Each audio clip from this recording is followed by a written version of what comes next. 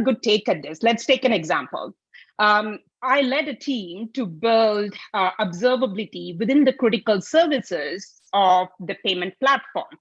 And as a result of that, we were able to build metrics and alerts so that our team could be proactive towards degrading services, right? This is one take at how you use technology to solve a problem. Shift it a bit more. Another take at this.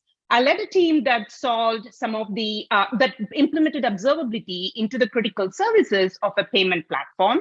This helped us to build alerts and metrics into the platform so that we were more proactive towards degrading services. And this helped us reduce production incidents by 30%. This helped us improve customer retention by 42%. And this helped us improve the net retention revenue, NRR, by 12% last quarter.